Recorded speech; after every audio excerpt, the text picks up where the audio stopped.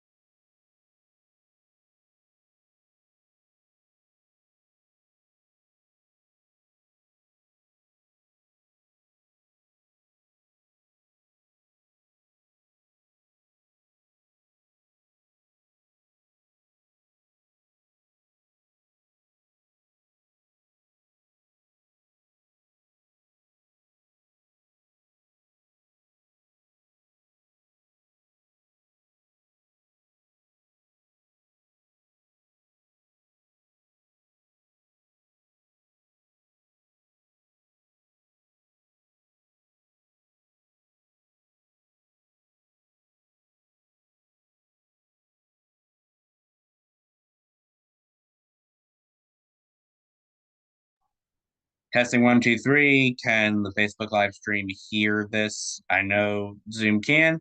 I'm testing one, two, three. Can someone comment and tell me that they can hear me?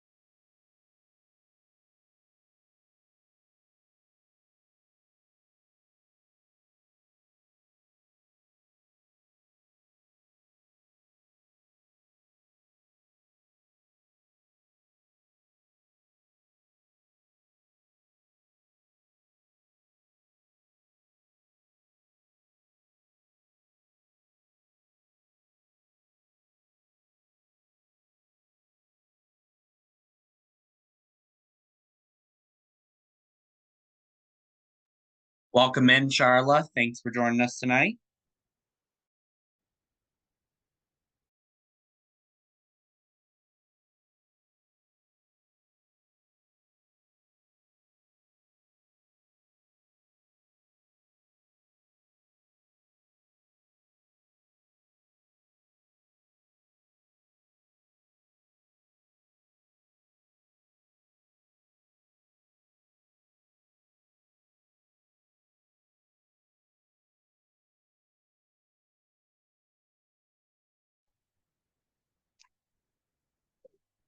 Can you hear me now? Yes, I can. How you doing tonight? Doing good. How are you? Good. It's good to hear from you. Good hearing from you too. So, what have you been up to? I just been taking it easy today. Well, that's good. Yeah, just been taking it easy. Good, good, good. Mhm. I'm looking forward to this tonight. Absolutely.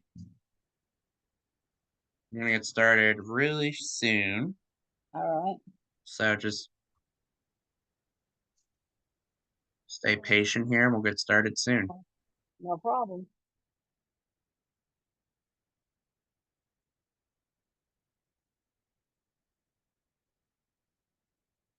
Oop, let me try to unmute that. Looks like we have a caller. Who do we Okay. got in here? 304. I just tried to unmute you. Hey there, it's Dawn. Hey, how you doing, Don? I'm good. Good, good to hear from you. Thank you. You're welcome.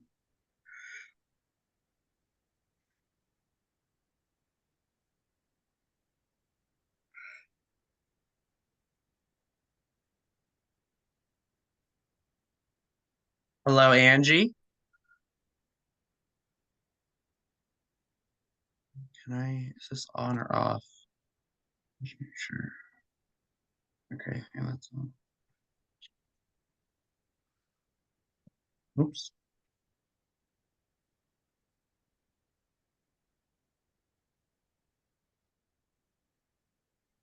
I'm gonna play you and playing games. Okay, I'll be in here with you.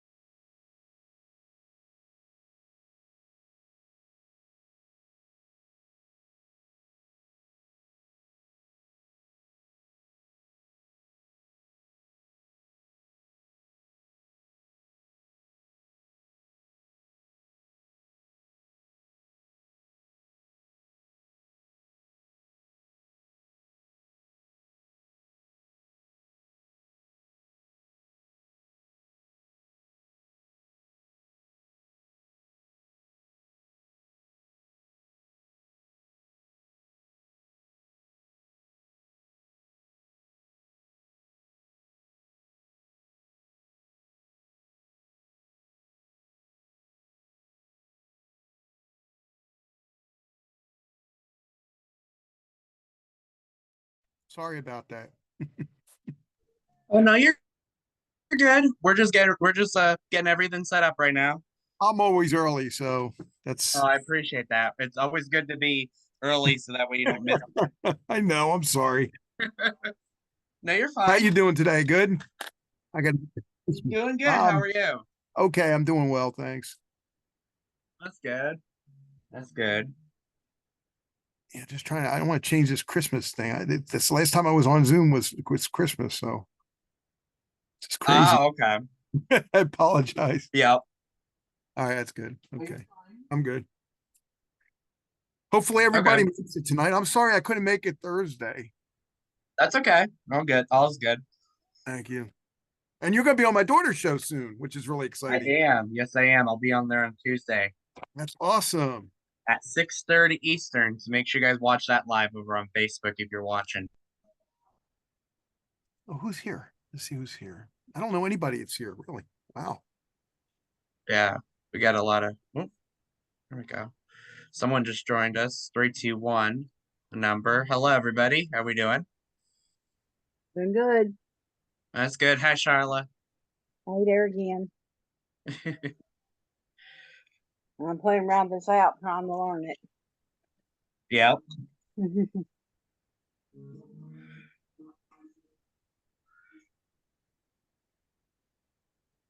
Yeah, just so you know, I probably won't be talking much, probably more listening to anything else, because taking care of the family and trying to Yeah, do as much as no, it. that's fine.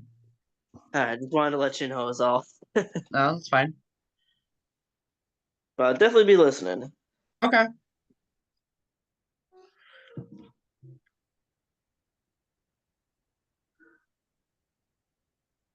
The 321 person that just came in. Who's that?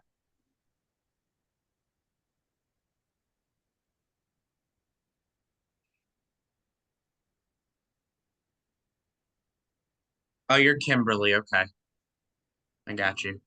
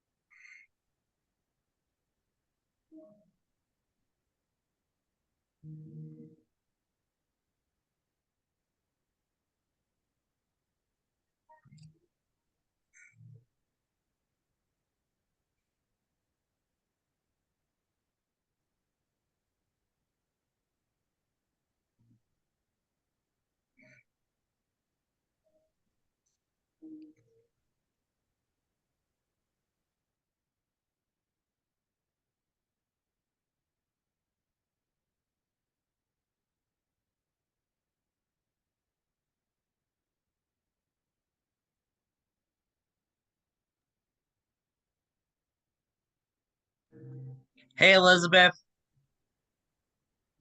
Elliot, I love that photo of you. For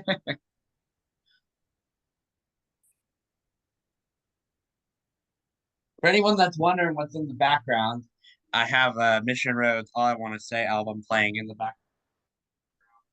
Get everyone on here.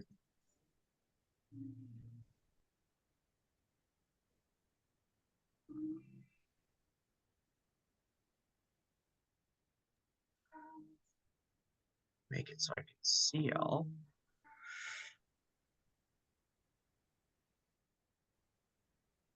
There we go. Now I can see y'all. All right. I can see some of you anyway. Okay.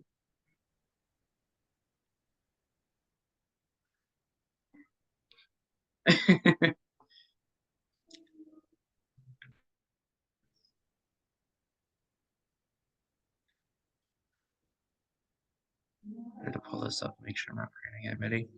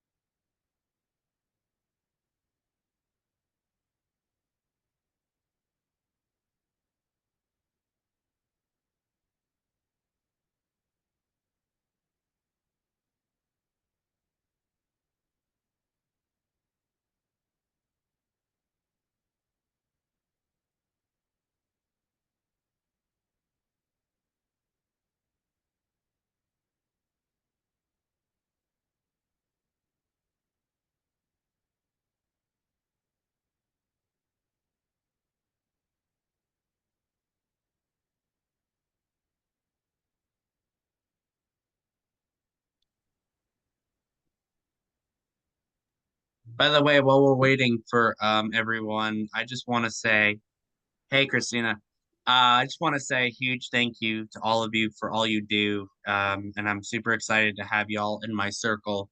I really do appreciate y'all so much, and I'm excited to see new faces, regular faces, and faces I see every day. So thank Mhm. y'all. Appreciate y'all.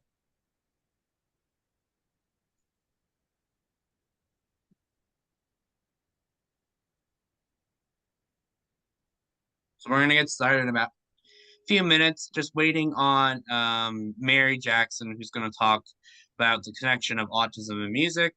Elliot Simon's here is gonna talk all about Spotify to y'all tonight with Christina. So he's gonna talk about that, Spotify and record labels, and then we're gonna talk about ISSA, and we're gonna have another great time tonight. And then, does anyone want a specific day in March to do another one of these? Is there a specific day that you all would like to have? Or are you guys flexible? I'd like to hear your thoughts on that as we get started.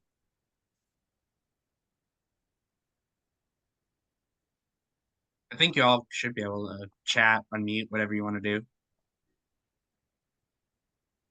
I'm so, flexible, whatever you need, pretty much. So Okay, sounds good. Thanks, Al. Thursdays are easy for you, Richie. Okay, it's good to know.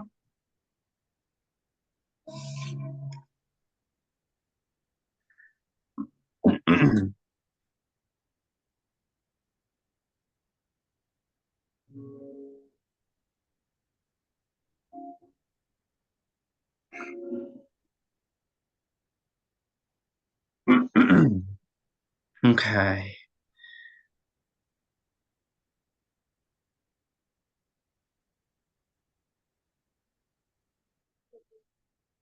What happened? We're still here. Okay, We're I just getting found my started phone. here. I was just talking to my phone. Oh, okay.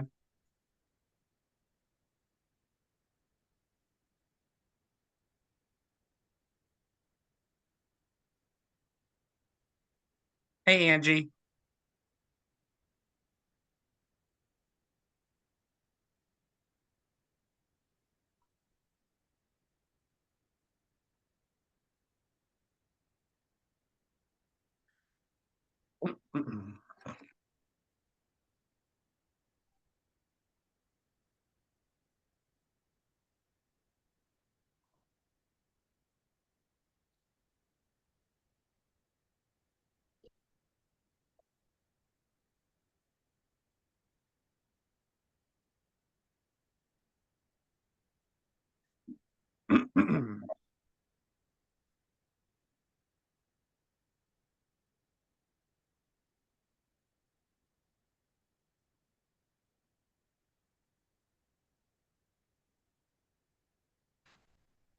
Hi, Riley. How are you?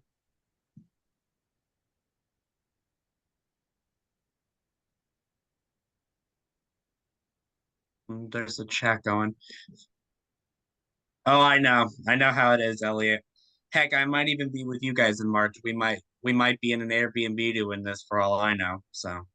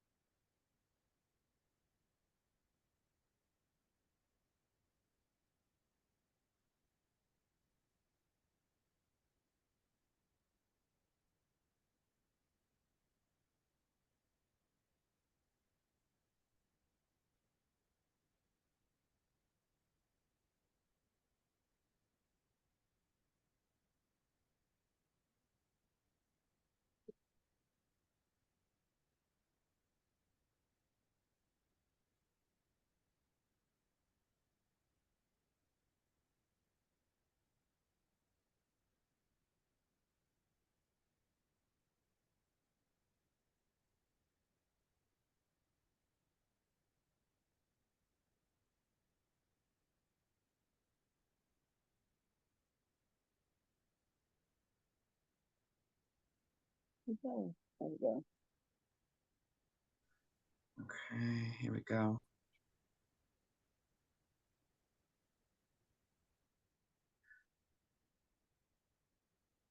So Mary's coming on now, so we're gonna get started any second. So I'm just gonna go in here and do our little talk, and let's just, as people come in, we'll just let them in.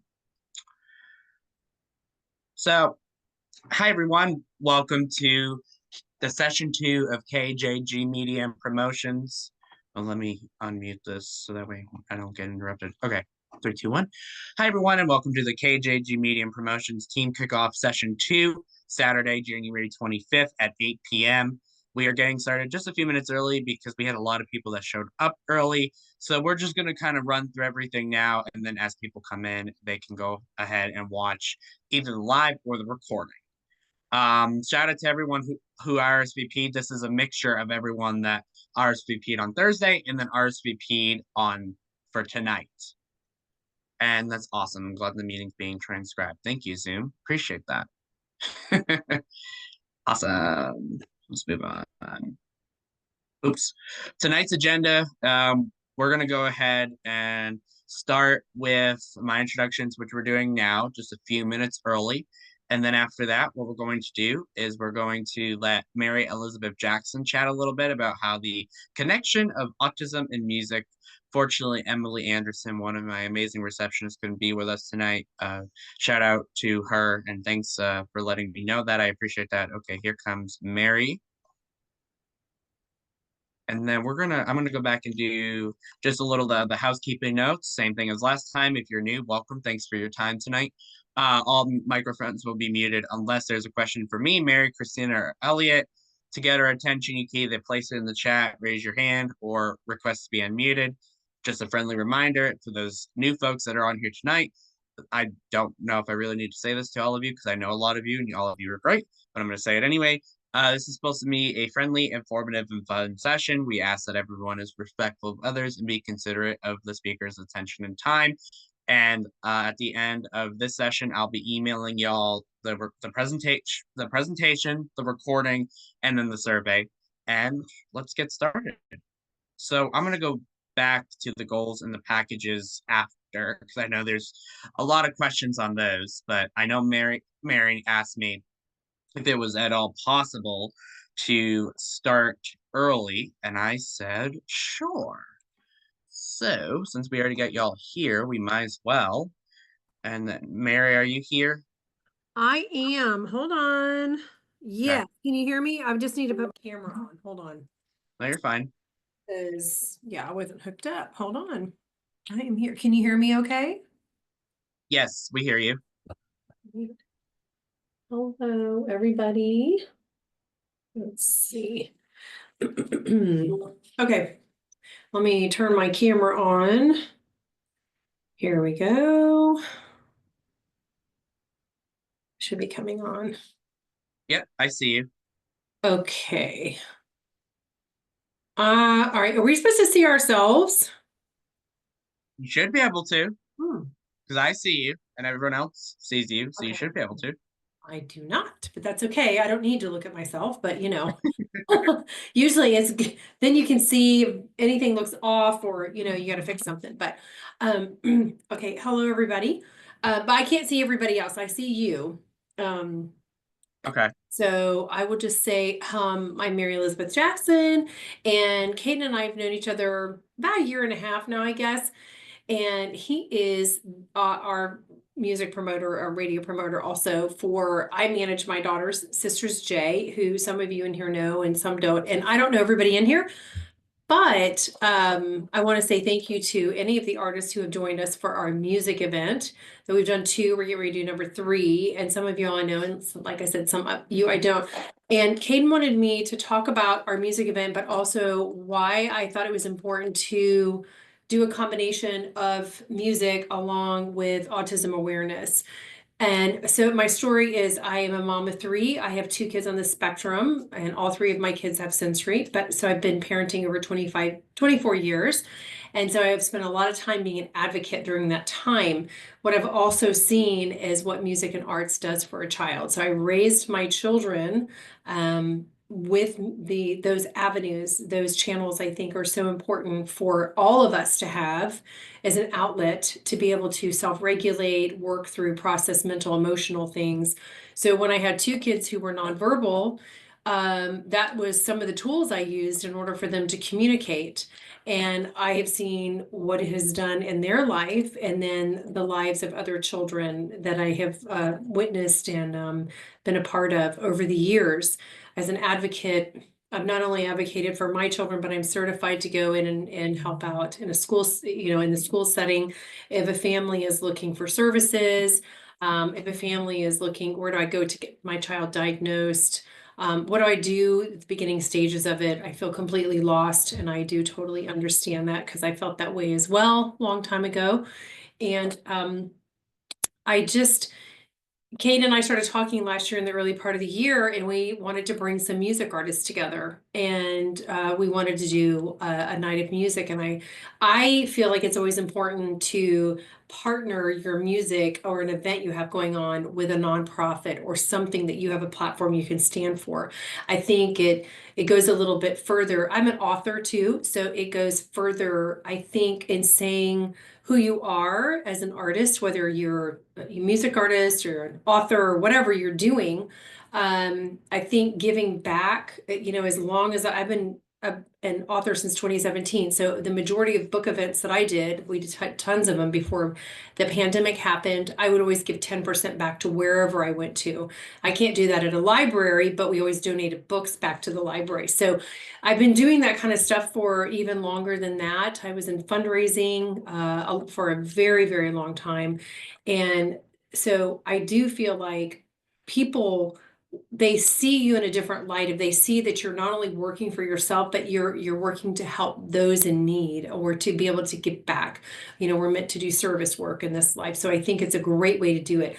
So because I know what music and arts does for people, all of us actually, but what I've seen it do for my kids, and then what I know, what it means in my life, I thought bringing the music together with autism and awareness for it. And in the future, I think the event we're talking about doing this year is having other disability services or organizations, nonprofits to come in. So, but back to our conversation, we decided we wanted to put music together, and we had, like no time, we had a ton of artists that wanted to be with us to do it, and they all had just hearts of gold. Mission Road's on here, and they've traveled from way far away to come down here and be with us in the South. And we had more even the second time in August. And I hope that we can do more artists this coming event. We haven't decided all that. We're in the early stages of it. But because of how autism has touched Kayden's life and John's life and my life with my children, and then I know several of you put in here the other night that you have family members. We felt like, after we began talking last year, putting things together, we thought it was really a great idea to partner with Autism Tennessee, who I'm an ambassador advocate for and a trainer for, and just share the awareness, we talked about statistics. We were helping and hoping to help others understand autism a little bit better. And it's not going away. It's not like something is just going to disappear. We have more and more kids coming in with it, more and more adults being diagnosed later in life, teenagers, young adults. And so we just felt like that was really important to not only share this information, but then to raise funds for the nonprofit. And when we did it again in August, we did March and August, and we will do it again. Hopefully, I think we're looking at April, end of March this year. And like I said, we are talking to two different venues right now and hoping maybe we can bring in more organizations. And actually, Kate, I don't think I told you this, but I talked to someone yesterday. They have just launched their very first sensory mobile unit. Oh, really? I'm Yeah, you didn't so tell me excited. that. Yes, so I want them to be a part of our event because music is not the same for everyone. And for children who have sensory and disabilities and challenges, we want them to come out to the music event, but it might be too overwhelming. So that sensory track would be so cool to be there for anybody who needs to go in, take a break, and self-regulate. So I don't know if I covered everything. Kayden, let me know if I need to cover if I forgot anything. I don't think you did. You touch a little bit more on to the east from the south and how many people we've had and all that kind of stuff. Sure. So we came up with that title, and then my daughter Lily, who's one half of Sister J, created the logo for us. And then there's a printing company here locally that I wanted to support local businesses. I love to do that. So they did a huge, poster for us, banner, which is beautiful. It turned out really nice. But to the east from the south is what we decided to call it because we're kind of coming from different directions.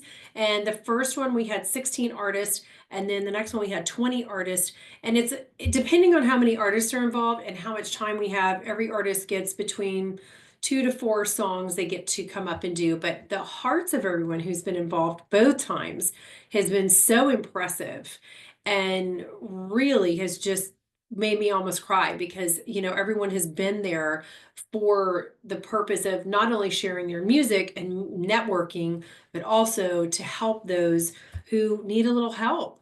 And so we really want to grow this platform so that we get to the point where maybe it's like one of the events to do in the year. And we raise not only money for nonprofits, but we're also able to raise ticket. We sell tickets so that Kayden and I, our cut price, our all of our expenses are covered because this last year it all came out of our pocket, anything we did. So we'd like to have our expenses covered, but we'd love to also, it'd be great to be able to pay the artists to come in and perform. That would be fantastic. And I think that's a goal that both of us have for this project. So, anyone who's interested in being a part of it, please let us know. Because it really is, I feel like it's a bigger event than just Kayden and I coming together and going, hey, we want to put this event on. We really wanted to showcase all of you. And that's one of the big things is to be able to showcase your music, but for us to be able to witness each other's art, and be able to be supportive because then we all get connected on Facebook and Instagram and we can follow each other. And if somebody puts out a new song, everybody can go and, download it, share it. And it's sort of the same thing we do in the book world. So I think, I don't know, is that it? Do you think? I'm trying to think if I have forgotten anything. Oh, I can't hear you. Oh, you're muted. Yeah, I'm trying to unmute there. There was people trying to come in and I was trying to do both. Yeah, no, I don't think that I think that's pretty much you summarized it really, really well. Does anyone have any questions? Let me allow you guys. Oh, Craig said, will the event be live casted? Yeah, that's our goal. We actually know somebody who, our very first event, he was actually going to come in and he was going to be able to stream it out live for us professionally. And he's about $1,200. So we'd have to raise that kind of money in order to have the event put out professionally with commercials and everything. It was going to be, we were excited about that. So that would be a goal for us. Now, the way we streamed it was we streamed on Facebook. And Kayden streamed a lot of different places. I think I just went to Facebook Live and anybody's, any of the artists are, you can stream it while we're there. And certainly it's our goal to continue to grow this so that it just becomes more and more and more professional. And I want to say professional, but a very, kind of a family down home feel to it, Hey, Mary, where is this going to be located now? Hi, who's this? Tim That's McGarry. Tim McGarry. Oh, hey, Tim. What's up, buddy? Everything good. I got so much stuff going on, but I'm always interested in helping because I've done a lot of other things where, we've done a lot of, worked with PTSD and Oh, that yes. stuff. So where is this? Where are you guys going to locate this show at? It'll be here near it. It's not Nashville, it's Gallatin, because both venues we're looking at are actually in Gallatin. I And one got you. is Okay. called Starstruck Farms. So anyone who's local, you should look into Starstruck Farms because they're always looking for artists to play. And that was Reba McEntire's old farm. That now they have like little houses out there. They're really they look like a tent, and they've taken the old barn and it's like it's got Cool. rooms to Yeah. stay in. It's really cool. So we're looking at that place for it, or Pow's Theater. That's the old theater in downtown Gallatin that we were there in October for Linda October. Purr's event. So Okay. Tim, we'd love for you to be a part of, Yeah. It's anything gonna. we're doing. Now you is this August? You're gonna go? This No, we're August? in March. I think, is it the end of The, March? the first one's gonna be in the end of March, and then I think we are gonna do one in August. Yeah. I'm going to be in Europe in March, but I'm going the 25th to the June 3rd. I'm going 70 days in Europe, so I'll be back in June. But I could do the August, when if that's. Are you open. going with your buddy that I interviewed both you guys? No. Just me and my wife. Reason I do it. I have shows over there. This is really vacation. I usually do. I get some pickup shows when I'm going. Last time I had shows booked, but this time it's just strictly like we're gonna have fun. Oh, good. I've been in the Oh, okay. studio like straight for. I just got 6 songs in a movie, and things have been really Oh, good. yay. Okay, that's a So goal that yeah, so artists good are good. have. And Yeah. and we're finishing Robert's second album right now. We're almost done with that.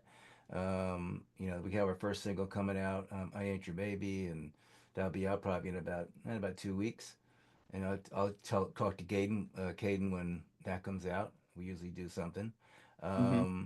But yeah, I mean, like in August, I'll be open for August, and that sort of might be cool because I really need to get up to Nashville. You know what I mean? We need to meet in person. And I want the Yeah. girls to meet you. So I yeah. like I got a lot of friends up there, and they go, "When are you coming up? We've got to write some music." So okay, so so so I'm gonna try. But I've been so I mean, it's like I have one thing after the other, like, different artists coming in, like, Leo Alonso, Mary Balsam, Aurora Davis, and Robert. So, I mean, with that's four people that I'm like constantly, and then I'm doing my own stuff and doing the movie thing too. So, it's a really fun thing. So, I mean, I'm loving it. And, but I've always, I think I can squeeze in that one in August. So when you get that one all settled, where you're going to be and when, I mean, you can count me in. I think we're talking about a Tuesday night because we all have to head We're talking about ISSA. Yeah, we all have to head to Atlanta. So I think we're talking about maybe doing it the Tuesday night before everybody has to be in Atlanta. So Right. Oh, okay. yeah. What's in Atlanta? The Um, International Singer-Songwriters Association. That's what Tammany does, which we're Oh, going yeah. to talk about. I'm going to talk about later. Okay. And Yeah, I'm going to because bring up something that Tammany just actually texted me to bring up. So you have to text me then because I won't be on to hear it. So yeah.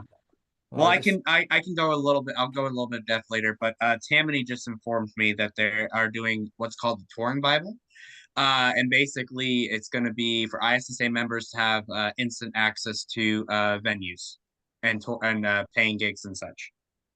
okay. very nice. In Europe? I don't know where exactly. I'll have to look at the thing. I just got the text to mention it, so I don't know all the details. But I'm going to look and give you guys that tonight. So Yeah. That's but I awesome. just saw Okay, this. and I'm trying to think. I saw something. I saw something about music artists somewhere. I'll have to send it to Kayden. Anytime I see something, I try to send it over either for books or music. But yeah, does anybody else have any questions or does anyone else want to participate preliminarily for our to the east from the south? Dylan, I know you said you're not a musician. I know you do a show and stuff, and you could always share it on socials. If I know we have a variety of different people in the industry tonight. Richie said he'll definitely be there. Okay. Thanks, Richie. Okay. Yeah, so just put me in for the August show and then I should be sending things to the international. I have never sent anything there. I should have do it because I never sent Yeah, anything. yeah, Oh, you you should. just do imaging now. Okay. Well, you could still. Hey, maybe you could. How you can contribute is make us a little commercial. Dylan. Oh, yes, that would be nice. Any graphics and Yeah. audio, I mean, video that we could have would be fantastic. If that's something you are interested in doing, Dylan, you could absolutely do that. Oh, okay. Yeah, so yeah, anyways, we're really excited about it. And however we can support you guys, and each of us just support each other, I don't know, I think it'd be great, Kayden, and I don't know that you already have done this, but just for each of us to be able to connect with each other and support each other, on social media. Absolutely. I agree. Hey, Going back to Mary, kind of, Do you have a date yet for this event in March? Well, we have it penciled in. And the reason I say penciled in, because we still have to talk to the other venue, the Starstruck Farms, Elliot, but I think, Kayden, what is it? It's March, we told Amy March 29th yes. Okay, for well, the Palace Theater. then pencil us in. Okay, whoop, Okay. whoop, whoop. All right. Yep, Mission Road. And Dwayne said he'll probably be able to be there. Wayne Parker, he was with us in August of last year. Oh, Wayne was, yes, we would Yeah, let, he was the one that filled in for us last minute for the no show. yes, we love Wayne. So Dwayne. I thought you said Wayne. Yes, we love No, Dwayne. Dwayne. Dwayne is purple, right? Dwayne, purple shirts, right? I don't think he was wearing it. No, he was the country guy. He was the one with the guitar that filled in. I don't remember who he filled in No, I for. know. I don't know why I was thinking he had a purple shirt on. Okay, never mind. It doesn't No, I matter. don't think he did. Okay. All right. Well, anyways, No, that was oh my God, I know who you're talking about.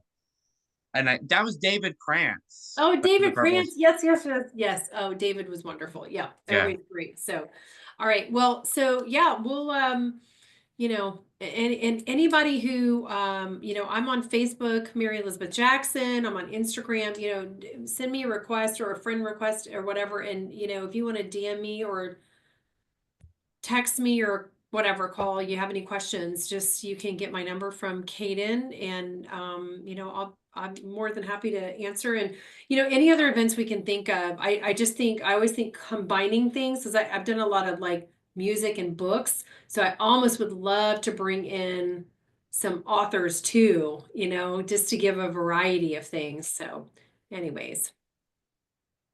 Okay. Hey, just a quick question to you, Mary. Yeah. Do you have that show on the Roku? Was that the channel that you had something on Roku? Yeah, we're on Roku now. Okay, because I think you messaged me and I was like, "You're on Roku now." I went, "Oh, yeah," and it was too late. I missed it. Oh, I'm trying to think. I messaged you. Yeah, no, we're on Roku now, but I'm trying to think of where I messaged you. But I sent you the link to your interviews. Oh, okay. Okay, cool. If Yeah, you don't have them, Tim, I can resend both of those because I interviewed you twice. I can send both to you. okay, that'd be great. Thanks. Yeah, that's Yeah. all good. Okay. All right. All right. Well, Nice to see you again. nice seeing you. And Kane, are we going to we have the next guest, or this is? Yes, we have. So Christina and Elliot are going to do their thing now. They're going to talk about Spotify. And are you two ready? Are you We're Elliot? ready. Sure. Yay. Okay, I love you guys. I All gotta right. You go. too. Bye, Mary. I'm gonna go take care of my munchkin. But listen, Christina, I loved your talk the other night. Good job. So Oh, thank you. I'm gonna go back and watch this later of you two, okay? Okay. Okay. Okay, great. You Bye. guys Hi, take Mary. in Bye. more of I the love you guys. Spotify. Well, I think, Kayden, you said that the topic was record labels and Yes, so you're going to do, Spotify. yes, you're going to talk about that. Yeah, well, they are interrelated, as you had indicated. Yes. So, gee, that rhymes. I just can't help myself. Well, as we're all independent artists here, and as everybody knows, when you're an independent artist, the artists themselves do a lot of the heavy lifting. And of course, we're blessed that we have Kayden that's doing some of that heavy lifting with us, and he's doing a fabulous job at it. And thank you very much for that, Kayden. It's really important that you have recorded product to put out there and to release. And there's all kinds of foibles in that. I personally don't feel comfortable with most of the small independent labels that are out there right now.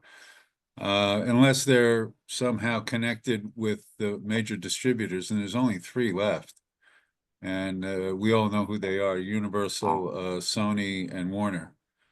And they're really tough to get their attention until you start generating some, heat from what you're doing and some notice. So what I decided was that the best thing to do is to just start my own record label. And it's not hard to do. And a lot of artists just put themselves out there as just independent artists with no label. And I really think that you need to take the trouble and the expense, that if you're going to put out something, that you really need to create a brand for your music.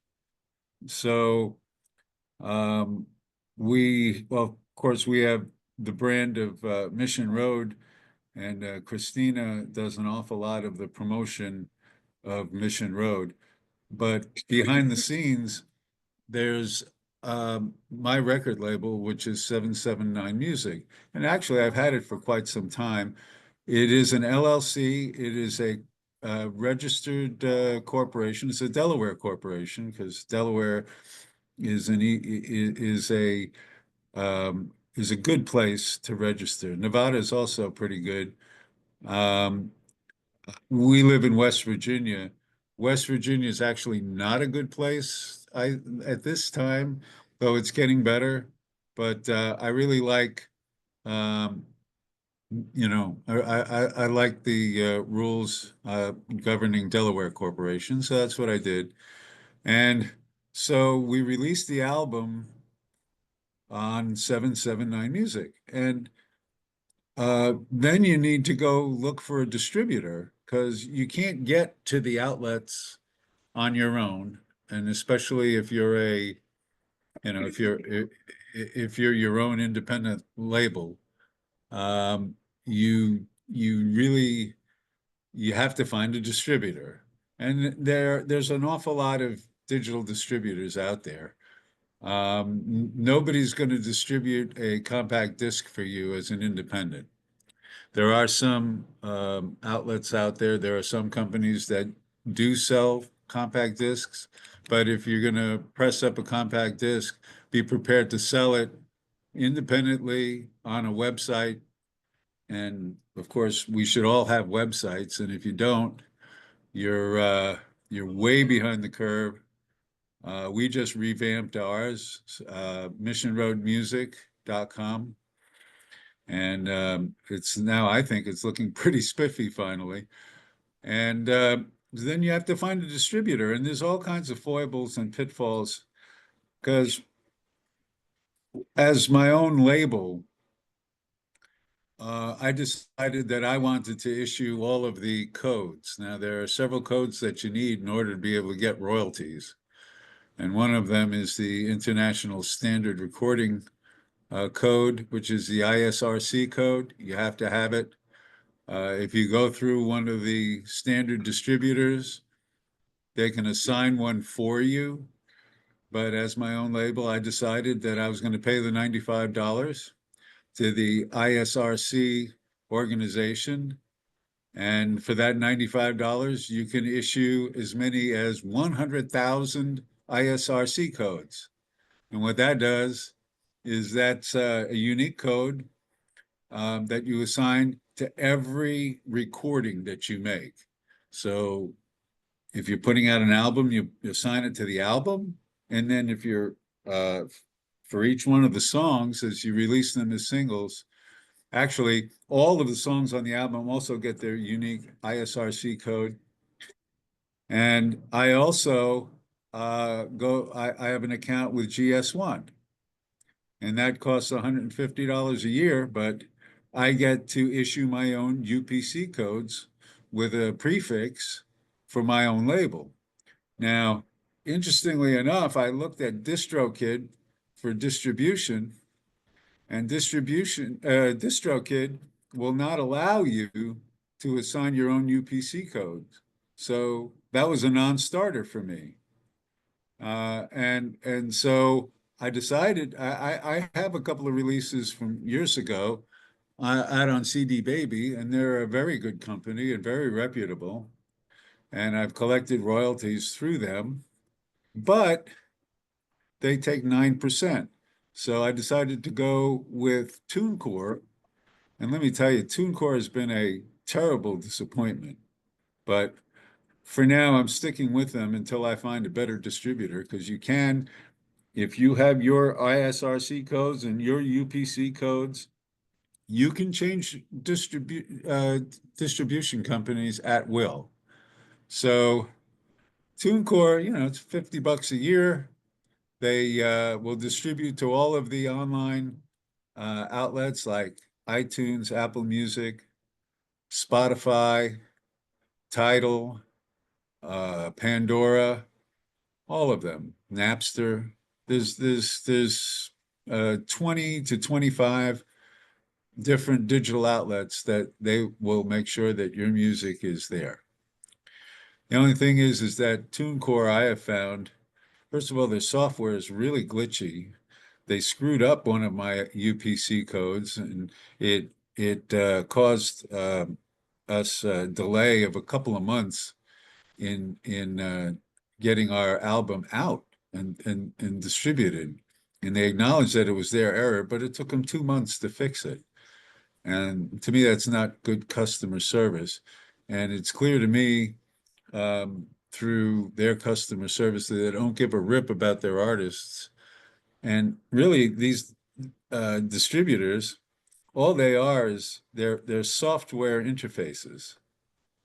And I have actually a lot of experience in another life dealing with creating ASP applications and software and firmware for well, I don't want to go off on a tangent here, but so as you can see, it's a real pain in the butt.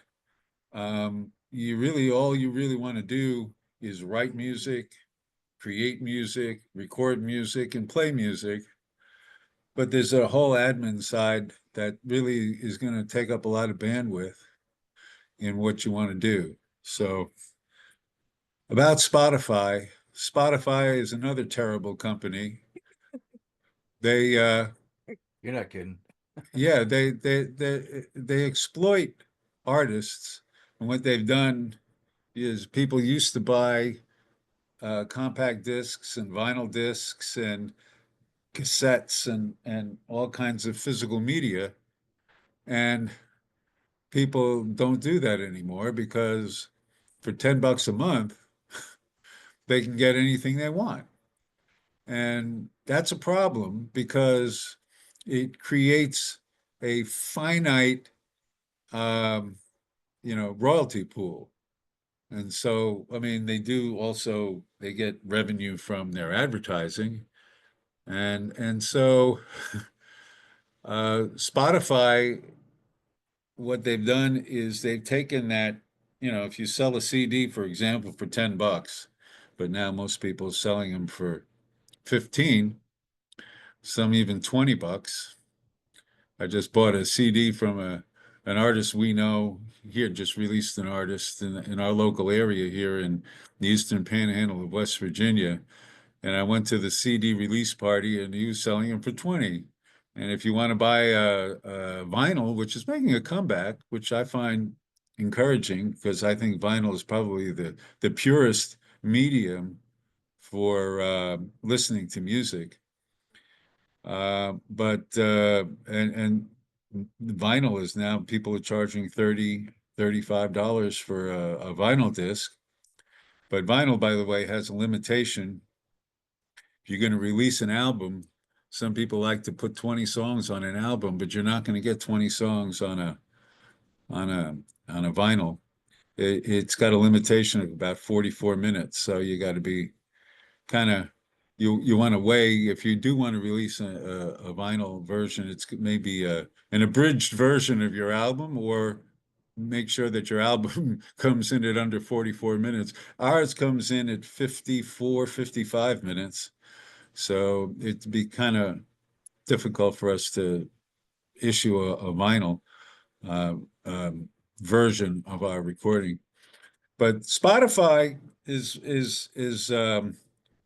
really terrible as they are.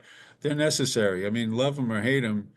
So what they've done is you used to be able to get a certain amount of royalties from a CD, and they've chopped that up into little tiny little pieces by paying you for the amount of listens or streams.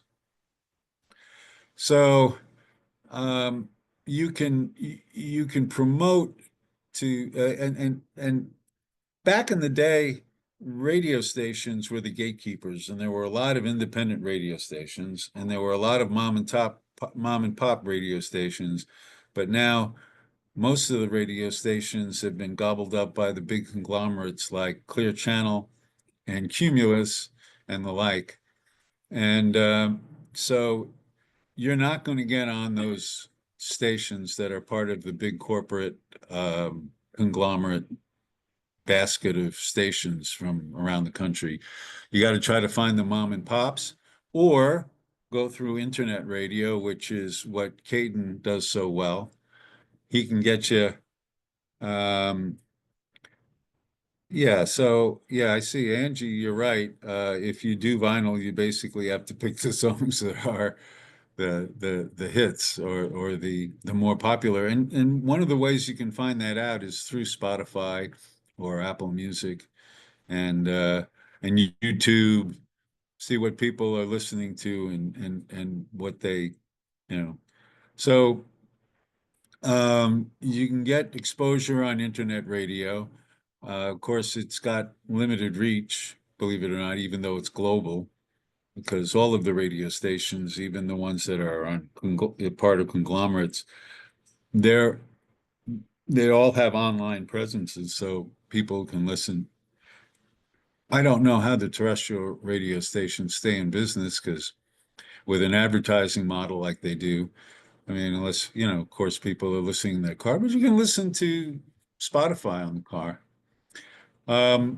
So the gatekeepers used to be radio stations. Now they are curated playlists. And that's really how you get exposure and you can get fans and listenership on outlets like Spotify. And there's a lot of ways to do that. I started out by trying to pitch the songs individually to the playlists that I could find on Spotify. And that's really hard to do. And it takes a tremendous amount of time. It's kind of like TikTok. I mean, Christina will tell you that if you can make a good living on TikTok, but It's going to take a lot of time. you need to kind of spend 10, 12 hours a day at it, right? Yes, Yeah, every day. Yeah, if the people that are making the money on TikTok are people that spend 10, 12 hours a day on TikTok. And they start out by posting like 6 to 10 different videos a day. So basically, you are opening your life up as a documentary. So everybody knows what time you pee and what time you eat and how you cook the meal that you're about to eat. And it's amazing. Yeah. But So, we do that kind of stuff at another time. and Gene, yeah, you know, Angie, yeah, you're right. There are lots of awesome independent internet stations and that do have some reach. And Gene, your Hamilton radio is one of them, and it's a great outlet. And you guys do great work over there. And so, but anyway, where was I? Oh, Spotify. Uh, in, in order to in order to get attention on Spotify, you can spend 8, 10 hours a day, keep pitching and pitching and pitching. Frankly, I've got a lot of rehearsing to do, and Christina and I like to rehearse several days a week, several hours a day, and you can't sit there like a donkey and keep pitching and pitching and pitching. So there are companies that will do some of the pitching for you. Although there are some tools like Miko, Kayden, you have had a good experience with Miko, Micco, Yep. right? Yes, I have. That's Yeah. one of the things I'm utilizing, and I'm looking in a few other services that you recommended, Elliot. Mhm. Good. And that's that's actually a cost-effective way of doing it. But still, I would rather engage with Kayden to work with those tools so that I can do the music, so Christina and I can do our music. But there are a lot of different services. You can find their ads on Facebook that will help you get on to curated playlists. And I've been through quite a few of them, and some of them you have to be really, really careful. Like, I hate to name names, but there's a company called Electro Music that they will generate exactly the number of streams they promised. But the problem is that they're bots. And so at least that's the company that I suspect. We actually had one of our songs removed from Spotify, and TuneCore took it down because they thought we were engaged in bot, in fake streams. But they give you this form and they tell you, hey, tell us who you were using, and let's work with you. But then they don't, and that's the problem I now have with TuneCore, is because I identified the company. They're going to punish the artist, and they're not going to punish the company that actually did it. So that is, to me, that tells me that TuneCore doesn't give a rip about their artists. And I'm sorry if anybody's a big TuneCore fan. I'm sorry, but there are other companies that I've used that are on the up and up. Some give you a better bang for the buck for what you pay them to promote. I mean, there's a lot of them. There's music industry marketing. There's Pitch Us. Yeah, but at least There's there are playlists that we have been on that have absolutely not been bots. Mhm. And we have gained a lot of followers, not only on our Facebook, but also our Instagram. And the listeners, there are monthly listeners on Spotify. So that's why Ellie is talking about this, to gain your followers across the board. So there are good companies that are not bots, and those are the ones that you need to look for and research. And Alice, I disagree with you. Most of the companies are not bots. There are a few bad actors out there. And I already told you one of the ones I suspect of being a bad actor. But the ones that I just named, like Playlist Booker, is legit. I don't know about Hyped It, Richie. There's I haven't tried them, so I don't know. I can't tell you from personal experience. But the ones that I've used that I think that are fairly legit are the ones I just mentioned. Playlist Booker. Music Industry Marketing, Moon Thrive, And Pitch Us. Pitch Us. Even Omari is legitimate, but the problem with Omari is that he couldn't find the right playlists for us. And I think it's because most of his clients are, hip hop and rap. So, yeah, I don't think he knew what to do with a country artist, and that's fine. And but these companies are legitimate, and some of them do a better job in terms of the exposure you get for the money you pay. So the only thing I can say is try them, but make sure that you're very careful.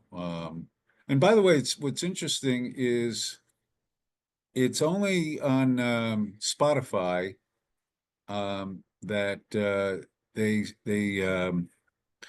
that there's an issue with bot streaming. For some reason, that issue never comes up on YouTube.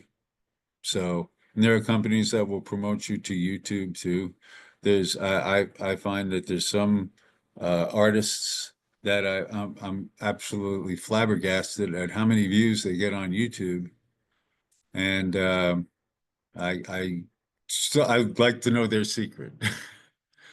But Spotify is necessary because if you get legitimate streams on Spotify, what you need to do is what that does for you is it establishes you and it gives you a legitimacy among a lot of the different areas of the music business, whether it's booking agents or other, talent agencies, even at some point, and I don't know what that point is.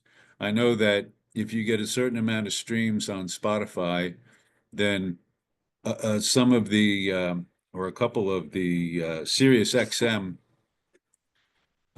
stations will pick you up. So, but whatever you do, go about it legitimately, and you're going to make mistakes. Like I've made some mistakes with all of this, but life's for learning. And it's sad to me that a company like TuneCore will not work with their artists to help them navigate because I guess they have no interest in it, and I guess there's no incentive for them to do it because they charge a flat fee, and they're going to get that fee, and that's all they're really interested in. So, actually, if anybody has a digital distributor that they particularly like, I'd love them to get in touch with me, and I'd like to look into it because so far the best one I've ever dealt with is CD Baby, but I think they just charge too much. And I think that's about it for what I have to say. Anybody? questions? Yeah, anybody have any questions? Anyone can go ahead and unmute now, or put it in the chat. Hi, Elliot. I'm Hi. Elizabeth Berliner. I'm in Kayden's neck of the woods in Massachusetts, and I record under the moniker of Jane Doe with 2 A's. I have a question for you. You mentioned something about DistroKid and the ISRC codes and whatnot, but Yeah. if you wanted to switch distributors, can you take that ISRC code that they had given you and walk with that and go to another distributor, or do you have to start over again? No, you actually need to keep the same ISRC code. Okay. And that's how you're able to change distributors. And Okay. that's the problem with DistroKid. It's very hard to leave DistroKid. Ah, okay. And it's actually the UPC code. They will allow DistroKid will allow you to assign your own ISRC code. Okay, but it's But the they will, UPC code they won't let you. that's right. The I product, the barcode identifier, they will I not, see. yeah. Okay, So but interesting. yeah, there's a guy named Avi, I forget his last name. He's got a YouTube channel that he evaluates. There are several YouTube channels where there's a lot of good information about just what you were asking about. Okay, thank you so much, and the best of luck to you guys. I've been listening to your music. It sounds great. I wish you Thank you. big success. It's wonderful. Thank you Yeah. very much. Actually, we're thrilled. Keith Bradford named he's the Nashville Broadcasting Network. He named Mission Road as Band of the Year, and we're very, very excited about that. Congratulations. That's wonderful. Thank you. I think when you talked about independent and internet radio, I mean, I love one in New Zealand. They had like 500 million people listen to that station. They're like all over the place, and So I mean, you can't discount them. And I find another thing too is like, getting played. I mean, to me, Spotify is like, it's great, but I have friends that like that have big songs that have like 500,000 spins and they get like, $180. It's like it's terrible. So the It's thing, staggering. it's staggering. It's like, so the reality. I mean, Spotify is nice, if, but it's like it's almost like an ego thing for me. But like, okay, it's on there, so it's great. Everyone can get to it. But I think unless if you're really going to do this for money, I think the other thing too is like the nice thing is what you can do this with like videos and stuff. Now I know YouTube, you have to have like I think it's 1,000 hours of play in a year's time, and so many and over and so many views to even to start monetizing it all. And I have like between the videos I have, that I probably have about 300,000 views. It's minor money, but my BMI check comes in from that. It's like really tiny. So another thing too is like, and I don't know if you guys are working on this, but the sync thing, for like movies and stuff. All right. I mean, that right now for independent artists is probably the best way to try to, get your songs in place. You know what I mean? I mean, I just got a check from Warner Brothers from a show like a couple of months ago. I got, another movie. The guy, I wrote some songs for his movie, and I got checks there. So, I was going to say that I think, for independents like us, I think that's the best way to generate income, unless you're touring. You know what I mean? That's what Spotify is great for. Or, when you do stuff like, okay, I'm going to go around, I'm going to play. Okay, then like I have my website, and everyone's going to be there, and I'm on Spotify, and all that stuff. That's Otherwise, exactly right. I mean, if you're not going Uh, to tour, I don't know how you're going to really make money doing on, Spotify and these things. I mean, I'm a distro kid and all stuff like, but they, you can't do certain things. Like you can't use people to plug your videos. You ever read the thing when you have a video, they go, not allowed to use that, or somebody, okay, like, all right, so who's doing it? Well, you're not doing it, so who do you get? And I think some of the ones, there's ones that say like they do commercials, you know? So, I mean, I've used a guy like they had actually people, you know what I mean? But they had like this group of people that listen to your stuff, and they have to do it, and they have to do it for so many seconds. And I was using this guy from Bangladesh, and he did pretty good, you know what I mean? And there was no bots. I never got in trouble. I mean, I was getting 25,000, per song, but I still I, wasn't getting money. yeah, no, that's So right. so, but I was gonna say, like, this is really important too with these internet stations. You know, this is a relationship business. I think people forget that. And you make relationships with like different DJs, or they call them presenters over there, right? That's it's not DJs. And I've made with like I have like lots of friends in Europe, from in Scotland and England and Ireland, Australia, all over the world. And I've worked this group of presenters, you know what I mean? And they're friends of mine, So the thing is, and so what I try to do is like make sure that every time I send them something or send them somebody that I think that has quality music, they know it's going to be good and they play it. And they play it more than once. It's great to have say, oh yeah, the station played my song once on a Sunday night. It's like, okay, great. But like in reality, who was listening, it's that kind of stuff. So I mean, I think the thing is to get the relationship with these internet stations and try to get somewhere they're playing you on a regular basis. And that's just me. Yeah. So Well, Tim, you bring up a good point because we've had notices from Facebook, where we're getting one single that we put out, and just with very minimal advertising through Facebook, hmm we had 10,000 views great. on one of our videos on Right. Facebook. And I hmm But kind of covered that kind of media Thursday night. but That's why social media is so important. yeah.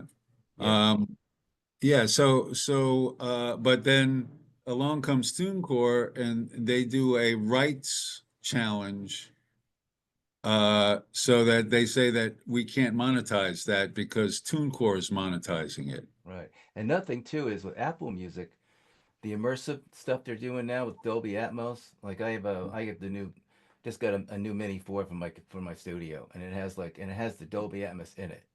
And some Yeah. and people are telling me, because my friend was just at the NAM, he said that the songs that use Dolby Atmos, they have this or their spatial thing, they will be like sort of like elevated in Apple Music. They might get played Right. more if you use the immersive stuff. Yeah, so Spotify, as you point out, is really a marketing tool. It's not a revenue Yeah. source of Yes. that's serious. But um, well, I've just lost my train of thought because But you never know who's going to listen to it and get to somewhere else. oh, You know, you said that there's a radio station in New Zealand that's got 500 million reach, but is it that generating royalties? Because if you get a song that actually, believe it or not, the medium that pays the most per play right, is Sirius XM satellite radio. right. And the next is terrestrial radio stations through ASCAP and BMI. Right. Mhm. And actually ASCAP, I think, pays better than BMI. Mhm. Because I've I been I'm a member of both, and it's strange how that works because you're not supposed to be. But my late father had songs that right. got that as the successor to my late father, I get royalties from BMI, and I'm telling you, these are songs that were hits, and one was recorded by Nat King Cole, and the Right. royalties that BMI is paying for the airplay are nothing compared to what I get from ASCAP. And I've had the opposite. I had a friend who had a #1 hit on a Christian radio station, and he was getting his checks from BMI, and Yeah. ASCAP said, "Well, we don't count those," or so so. I mean, I guess I'm in BMI for a long time. I mean, I had a record deals in '83, '84. I used to open up for like Billy Idol and Duran Duran, all those guys back in the day. We did about 2 Yeah. years of touring, and um, this band was called The Rescue. So, I mean, I've been through that music business. I made, and like you, I made a ton of mistakes. That back then I was an idiot. You know what I mean? It was fun touring, but I was like, but I mean, it was great to like, I mean, I'm on like. I got great. I won't go through the whole stories. Maybe sometime we'll have a private chat. We'll have some fun. Talk some stuff. Old business. But the thing Yeah. is, I find to really generate, if you want to really generate stuff with your music, the sync is to do it. But the thing is, you never know who's going to listen to it. I did it one time. I did a co-write with this guy and my friend Jeremy. We wrote this song, the Blue and Gray, and he was having his house cleaned. This girl was going to clean his house because he was getting a new roommate in. So he had somebody like a professional, come in, and she was cleaning our house while we're writing the song. She goes, "I have this friend that's making a movie about this Confederate guy, and we got in the movie from the cleaning lady."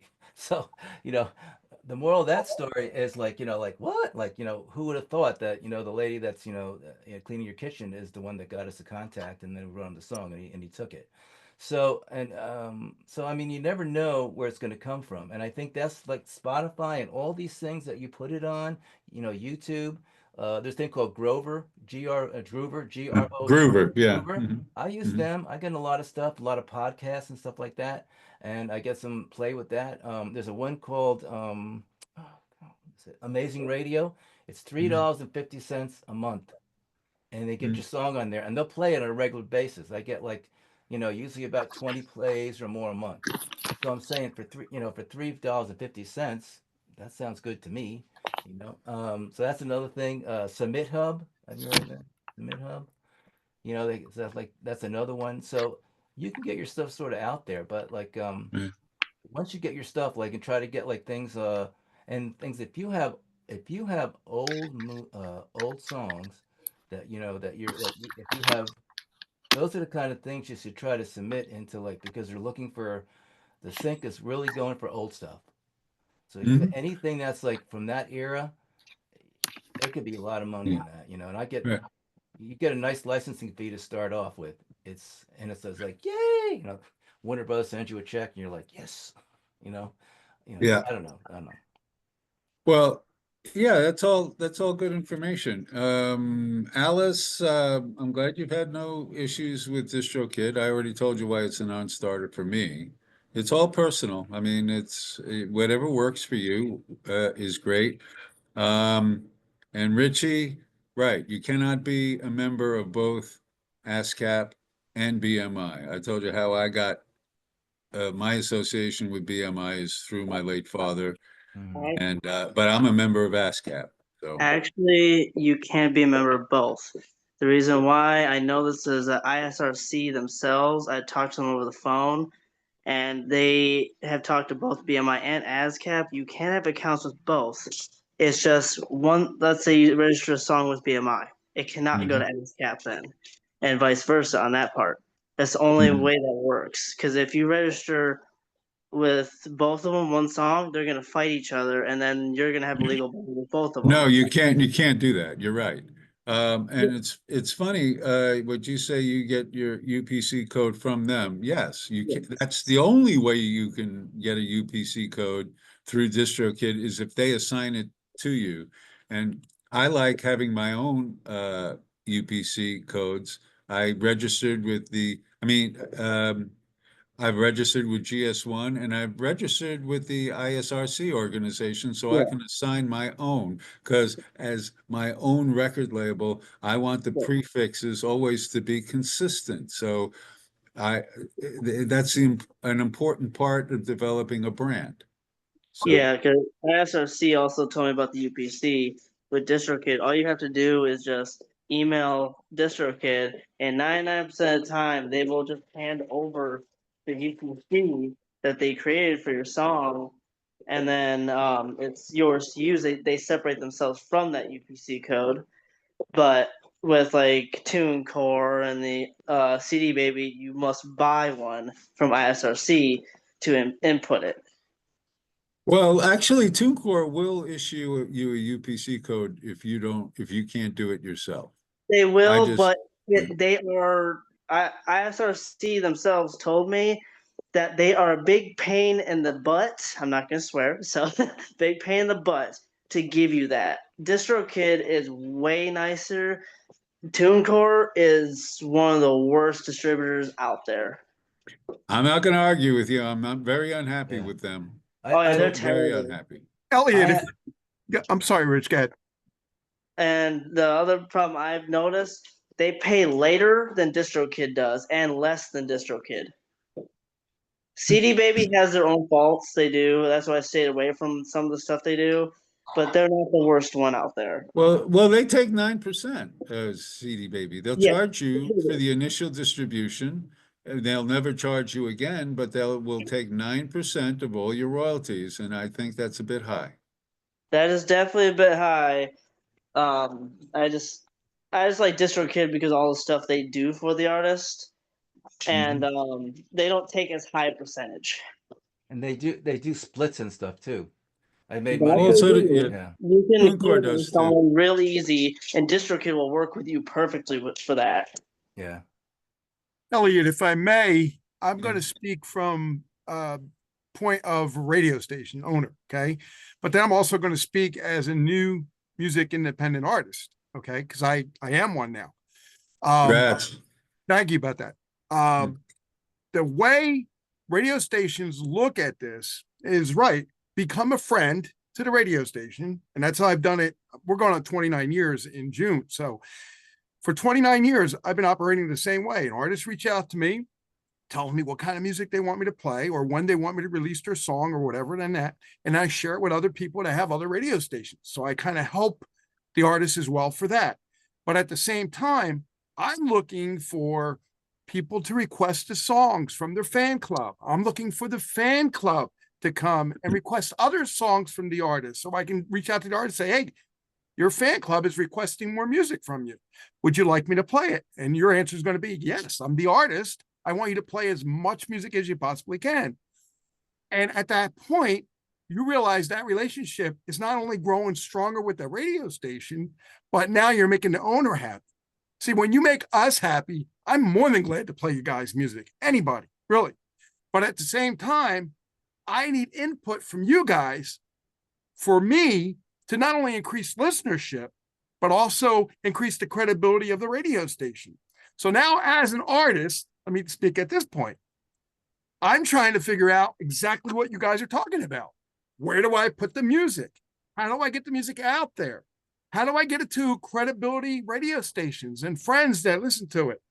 How do I get it to celebrities that like music? Well, I'm with 5 different film companies right now. So a lot of my songs that I'm recreating might be put in the new project we're working on for Hulu.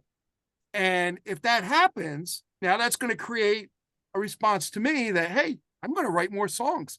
I'm going to be able to be a music artist as at the same time as a station owner, which is what I want to be. I don't want to go out on tour. I'm 63. I don't want to go out on tour. I got a family to take care of. I love my family. I don't really want to tour. I just want to create songs that is good for people, to bring them back to the old days of the 70s and 80s. And that's basically what I'm doing. But the point is, if there's a niche there, nobody else is doing it, and you tap into that niche, people like it. That's like Tim said, that's where you got to be. So again, speaking on both sides, I understand both sides. And I think that's a good place to be. I'm learning from you guys, but I'm also learning other things that I can teach you guys. Yeah. That's, I mean, as a radio station owner, you're very, very important to independent artists. So, and your station is really a great station. So, and glad that you dove into the pool as an I know, artist. and listen, again, It's never. I understand what it's all about because I know about the creativity, and I've seen that years ago with other artists struggling. The creativity of the songs and how to make it, and spending all the money to get the songs produced and create it, and all the artists to work together and collaborate to make songs. When I wrote Bonfire with Amory Pacerno years ago, I never thought that a couple years later I'd be a songwriter, but that was in my blood years ago. I was in Jim Croce's studio in a couple years ago at a friend's place. It was his studio. It was Jim Croce's studio. I got the pictures and everything. And I'm like, oh my God, I'm so inspired that I've got to start writing. I'm getting older, but I want to inspire others to write, but I also want to write for what I believe in and what I've learned and what I experience every day, which is stories that we all tell as songwriters. Right. Yeah. And Gene, 60 is the new 40. So yeah, I think so. Right. You ain't old. Can I say something too about the niche thing? Because I have a friend of mine, her name's Pam, all right, and she does this thing that's called From My Daddy's Songbook, right? And she's this lady, she's probably in her late 60s like that, and she's saying from my dad, she looked at her how many views she's had 750,000 views. And she keeps on doing it like over and over and over. So the thing is, like, that's like finding your niche. She found this niche of these people like these older songs. They like to play, and she tells a little story, and I mean, that's the thing about finding your niche. Like, you get that, like, who we looking for? Like, I'm not probably singing to 18-year-olds, but I'm just thinking of people my age that, that like grew up like in that era. And like Gene says, like that 60s, 70s, 80s, that stuff, I the love 90s that stuff. era. Yeah. Yeah. I mean, and so that's so, and the thing is, when it comes down to it, who has the most disposable income? We do. At our age group has the most disposable income. Who's writing songs for us? Nobody, because the record companies are like, it's only kids are going to buy music. So our group, our age group, and then write it for the women, because they're the ones that buy the music. Yeah, it's true. It's My true. wife loves my songs, which really makes me happy. Because I told her, I said, it's not even about me making money on it. It's just that you love something I did and the creativity of what I put into it. I mean, yeah, there's a lot of things that I could have done differently, but it's what I chose to do, and you like it, which is good. Back in the day of top 40 radio, the demographic that was buying records was girls the ages 12 through 16. That was the biggest record buying demographic back in the top 40 heyday. Craig Young says that he was told that another problem with DistroKid is ownership of masters. Anybody have any?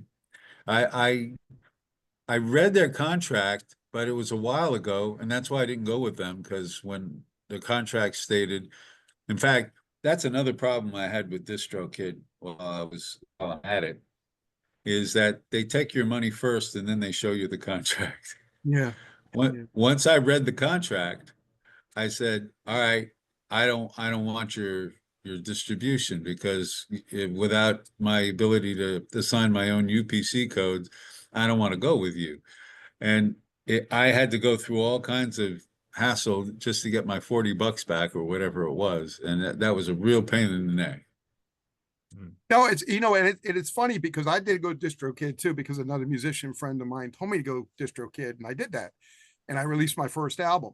But at the same time, like you said, you know, if you're a business or you're struggling in a certain area and then trying to get people to come to your business, it's like you got to promote, you got to advertise, you've got to, you know, tell people about it. If they don't know about it, they're not going to know about it. And that's kind of what indie artists do. They're not so sure about how they get their music out there. They're afraid to promote themselves. I've talked to several of them. I just want people to have my music. Yeah, that's fine. But don't you, the creativity of going into the song, don't you want to, you know, get something back of it? And a lot of us don't. We just want people to know our music. Something that I want to add to that is, you are absolutely right. I think a lot of times what we all forget is that we are our own best advertisement. Yes. So like ladies, if you're going to the nail salon, you better be telling every nail technician in there when you're getting your manicure and your pedicure, hey, here's my business. Go check out my songs. I'm on Spotify. Come please follow me on Facebook, right? At your shows, promote yourself. If you're going to the grocery store and the line is long, just start a conversation, a nonsense conversation with the person in front of you or behind you. And at the end of the conversation, say something like, I really enjoyed this conversation. Please keep in touch. By the way, why don't you come out to my show on Saturday? I'd love to continue this conversation on Saturday, and just be your own walking billboard. Right. I do that all the time. I carry business cards with me at all times, and I'm handing them out. That's good. Well, I've known Kayden a long time, but also a lot of these artists here, I've known you, I have known Tim, and I've known a couple other people. But the thing is, if we don't all work together for the same thing, it's not going to happen. We need that central point of, okay, this is what we need to do. This is how we need to do it. This is who we need to do it with first, and let it expand out. But if we don't get to that point where we know what we're doing, it's like an instruction booklet. If you don't follow the instructions, a lot of times you can't put together a certain part or whatever you're putting together. And it's important to know, the more you do certain things, like as a motivational speaker, when I teach people things, I try to explain to them, if you do these certain things, things will happen. They're not going to happen fast, but they will happen as you realize that you're only human. You don't know everything. You can go on Google, you can go on YouTube, and you can learn some things. But at the same time, who are you learning from? I'd rather learn from people that already experienced the problem, dealt with it, found the solution, and go, this is what you need to do. And Elliot, you told us about that. Tim, you explained that to us too. And I appreciate that for this show. Yeah. Tim, you're a good resource, and I appreciate your input. Thanks. Well, I mean, the thing is, I've done it for a long time, and my day gig was a paramedic. I retired 8 years ago, and so the thing is, I try to help people too. You know, I mean, like if I got friends, hey, listen, I got send your thing to Phoenix Radio down in Australia. Just say hi. You know, send it to this station here. And I think we help each other, because if I help you, and you help me, because you have connections that I don't have, I have connections that you don't have. But if you put them together, all of a sudden, we have a lot more connections, and our song can get out there. Another thing too is I always have CDs, because there's one place I can get, like, they're pretty cheap. They're like $1.10, and that's like a card to me. It's just like, hey, here's a CD, and you see how some people are like, wow, thank you so. It's like, you know what I mean, and that kind of stuff. So I do that, and people say like, oh, you sell them? Well, when I do like a lot of solo, like house concerts and stuff, I will sell them there. You know what I mean? And when Europe, I sold a bunch, but when I had some shows there in 22. But the thing is, really, to me, it's just like it's like a promotion card. Hey, take a CD. Here's like, right. Because most cars don't have CD players anymore, but everyone has a computer with a CD they can put it in. So yeah. Oh yeah. One other thing I want to say too is, and here's the thing that a lot of people forget: it's not just the new artists that need to be promoted. I still promote artists that I had in the early 90s when I first started this, that are still around. And when I tell them that, they said, are you kidding me? You still play my music? Yes, I still play your music. And if your fan base would come and request your music, I would still play that so they can buy more merchandise. It's up to you. You write your own ticket, literally. Yeah. Yeah, we have to make sure, we have to understand that it's a mutual support system. Yeah. We Exactly. have to support each other, the people in the media supporting us, but as we have to in turn support the media that is supporting us. So that's really good point, Gene. Also getting videos out, like too. I mean, like even just lyric videos, they don't have to be fancy. Um, I use this one service and it's like $40, and they do, and you just basically like put your song in, you type in your lyrics, and they do a lyric video for you. And that's like, and a lot of people like that. It doesn't have to be anything super fancy Right. because the song plays, they read the lyrics, and they can get like the song, and they really sort of get it. And I've done that a few times. And yeah, it's called Rotor Video, ROTOR video. I'm It's writing everything down. Just tell me, Tim. yeah, it's yeah, Rotor, and they buy them like to buy credits and stuff. I think it turns out to about $40, but it's the easy way to get your. But I will say when you do the typing, make sure you're getting it right and have spaces, as things go. You'll see, and Rotor video. Okay, R let me yeah, write that down. ROTOR. Thank you for that. Yeah, and it's Yeah. like so you can just you type you put the music in your MP3, right, whatever, and then you write and then have a thing for you to write your lyrics down. You know what I mean? And write them all down. And Everyone. what's funny about that too is and Kayden, what you're doing is great. Let me just say that. Right. At the same time, I'm not saying anything. I did this a couple years ago on Zoom. I had about 100 different people together from music, TV, DJs, radio station owners, all this stuff. And it was supposed to culminate the same way this is. But unfortunately, a lot of people became friends and left me out, which I didn't want. I wanted to be part of so I can help expand and promote and do more for you.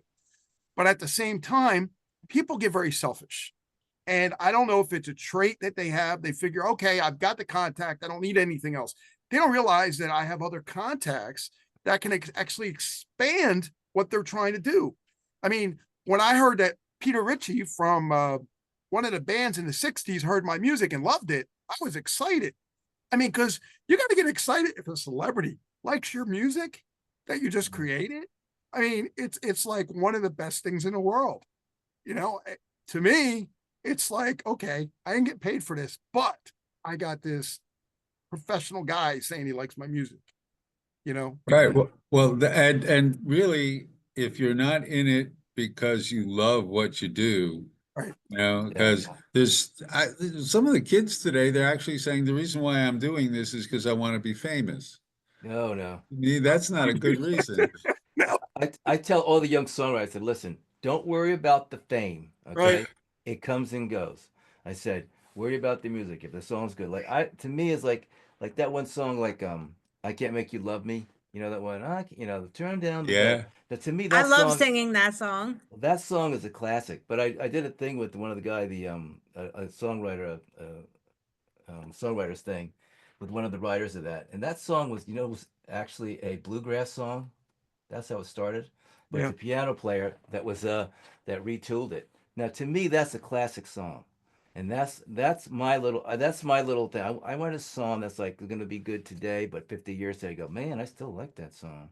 I love, you know what I mean? It's a classic. And that's for me. But for me it's cathartic. I mean, I've been through some stuff. In 2006 I lost my son in a car accident, and I mean, on and on it goes. So, but it's my healer. I mean, for me, it's like, it's more than just, it keeps, my wife goes, well, you're not making any money on that. I go, well, one thing, my retirement is good, so that's not a problem. But, but I said, for me, it's not the money. It's like, it keeps me sane. You know what I mean? Right. This makes me feel good. I can let my emotions out. I sing when I sing live. I do a lot of these things. There's nothing too on these tons of stuff like Inspiration Arsenal and Four Pack and giving gigs, and you can play your music for. I have one that I go into. I had 13,000 people watch it one day. This music from Scotland. This guy got me on that one. So I mean, there's all kinds of things you can do to play. Like, so you sit in your studio, get a great sound, nice camera work, and sing your songs, and you just, and now you're singing to like I don't know. Who knows? I mean, and then a lot of times too that they keep that video, and now it gets, they start sharing it and sharing it and sharing it, and all of a sudden, like you get 10,000 people that's watched you sing. I mean, how long does it take you to do that in a club in your city? With 50 people. So I mean, Well, there's So, something the else you can do. contacts are important because, again, when I just released my music, my new music, a friend of mine reached out to me and he said, "Didn't you used to play my music?" I said, "I still play your music." And he says, "Well, now I'm running an indie show on 5 different radio stations." And he says, "I like your music. Can I play it?" And I says, "Absolutely, sure." Now it's in an FM radio station in New Zealand or wherever, he said.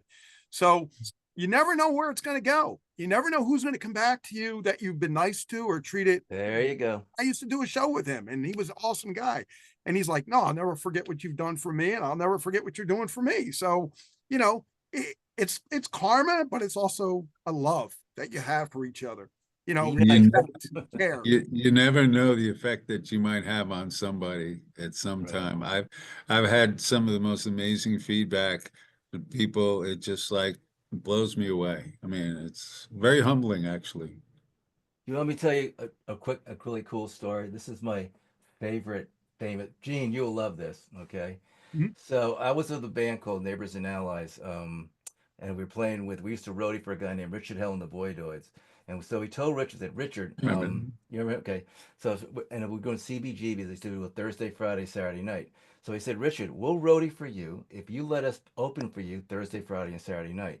So we go on Thursday, we get off stage, and of course Richard goes like, you guys are like really good. He never knew that we practiced all the time. Like, if we went with working with you, we were rehearsing. So then Jimmy Destry from Blondie was there on Thursday. So like on Friday we finished our set, and we had there's a road manager from a band called Magazine. He goes, "Hey boys, listen, I'll do the roading for you because David Bowie's out there and wants to meet you." And we're like, what? David Bowie, David Bowie. That like goes, yeah. So he sat down and sat with them, and it was like it's really cool. You're talking to us. I think you're the Mott the Hoop of the '80s, and he points to me and he goes, "And I know you want to be a rock star." I go, "You are damn right, I do." It's like, but I was 20. I was an idiot. No, I said, "Yes, sir. Yes, I'd like to be it." But nicest guy. But this is the coolest thing. At the end of the night, he was leaving, and he asked the doorman, "What's that? What's that opening band getting paid?" And he goes, "They're not." He took $900 out of his wallet and paid us. Hmm. Now, how cool is that? You know what I mean? So I mean, yeah. So I mean, like Gene, you love. I knew you because somebody likes your music. When David Bowie says he likes your music, you're like, what? And Yeah. but we couldn't get a record deal with that band. We didn't know why. And then we found out later that we did get a record deal, but Richard Goddard we got a record we got it with Sire, and he never told us. He found Hmm. 25 years later. He goes, and it was, well, he didn't think 60,000 enough was enough, so he didn't take it. Never told us. I mean, we were Oh my God. like, Wow. What could have been? One of I'm looking at the chat here. Richie says he's never had any problems with ownership of masters of his songs with DistroKid. Well, that's good. And that reminds me, make sure you copyright everything. You copyright the song, but also make sure that you copyright the sound recording as well. Mhm. So that's really important because then it makes it very hard for anybody to steal it from you. So I mean, you think how many songs come out a day now? Thousands, thousands, well, right? you want to know the stat on Spotify? 100,000 uploads a day. 100,000. A day. So yeah. That's crazy. So you're like 1/100% Yeah. if you uploaded a song on that day. And so Yeah, the odds against you. That's why unless you have to do this, don't do it, because if you're doing it because you want to get rich and famous, you got to do it because it's coming from your heart and you must do it. I mean, that Right. it's important to you, as you know, it's important to your soul that you got to do this. Exactly. Yeah. So. Yeah. So, Oh all right. boy. So, but listen, yeah, it's great talk. Nice meeting you guys. Gene, I love you, brother. All right. I love you too, man. we'll talk off when we're done with this another time, and Oh yeah. we'll maybe Cool. collaborate. I don't know. Yeah, yeah. Well, we should do. That's what I'm say. Like, I do a lot of co-writing. Let's do one. I have a computer. I can track and do all that stuff. And we're finishing our second record with Robert Paul. We just we got like 8 tracks down. We got a few more, and then we're gonna pick the best 7 or 8. So yeah, it's Mhm. doing that. What's funny? So- I was actually writing songs for Cobra Kai because one of my friends is in Cobra Kai. He's Oh, yeah, the movie. That And show. and he said, do you know how big Cobra Kai is? And I'm like, no, it's freaking huge. I mean, so huge, and he said, if you get a song in there, you made it. I mean, you made it. That's it. Well, the thing with songwriting is people And we like, know Ralph. We know Ralph really well. We've been friends with Ralph Macchio and William Zabka for years. We heard Wow. a couple years ago, and Mm. I can get it in. I know I can get it in, but it depends on the song's got to mean something in the show. right. Right. Relate. The So- thing too, if you ever want to have a thing about sync writing, I like to do a tutorial on that. Okay, because I've had things on Smallville, One Tree Hill, Prey, Stories of Light. I have a bunch of movies. So I mean, and there's a way of writing sync a little different than writing the stuff you do for your your music. There's Yeah, a that's way. a great Yeah. synchronization royalties are really that's a great source of revenue. and So, it keeps on going forever. I mean, yeah. what I love about being a songwriter. You can, I've had a lot of people cut my songs. You know what I mean? And but the thing is, like, think about being famous today. What a nightmare that would it'd be. Yeah. Everyone's got a camera. Everyone's got a video. You scratch yourself in the wrong place. Someone's got a video. Ed McGarry, the butt scratcher. You know what I mean? But like Yeah. the songwriter. Like I worked with I had a song that we had to do the Island Hopper Music Festival down here in Fort Myers, the BMI thing, and one of the guys was the Friends in Low Places. You know what I mean? He made Mhm. $11 million. Oh yeah. $11 million from one song. Everybody and his mother will Knows it. record will perform that at every bar in just millions of Exactly. bars. Yeah. But the thing is, no one knows who he is. Yeah, No one's that's no the no other one's part. He's no one's getting- go, no one's gonna bug him. Yup. He hangs out with Garth. You know what I mean? It's like they're buds, but no one knows who he is. You know what I mean? And I know other big songwriters too, like Win Varble and some other guys, Gary Hand. They wrote like Tequila Make It Souls Fall Off. Win Varble wrote songs with him. He did like uh, Waiting on a Woman. That beautiful song. That one. And yeah. So I mean, and these guys, they know the artist. They have fun. They make great money. But no one knows who they are, and that's the nicest thing, man. Yeah, Identity. the songwriting and publishing royalties, that's golden.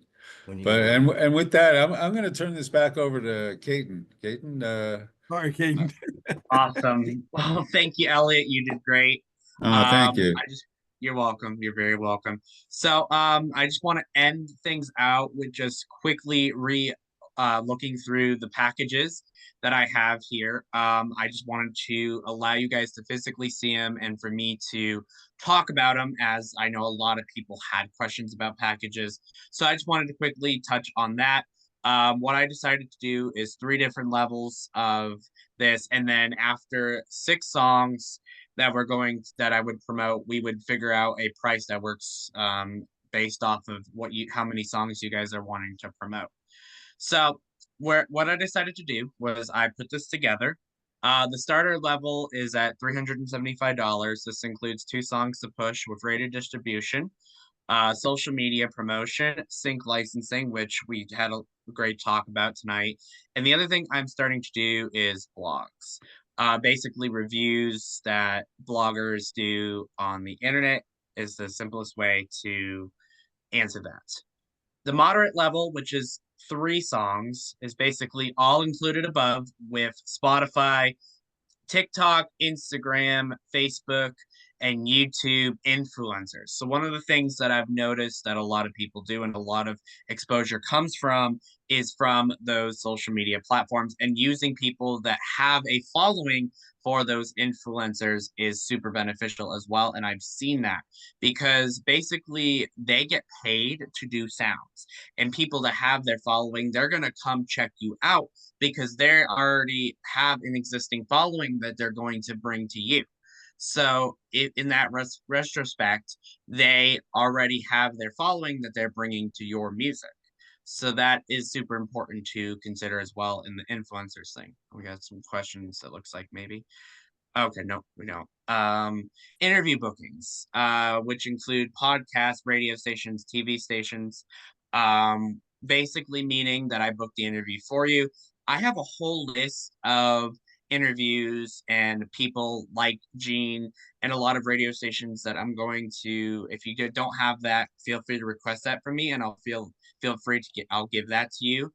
We can have a conversation about that to get that contact information later.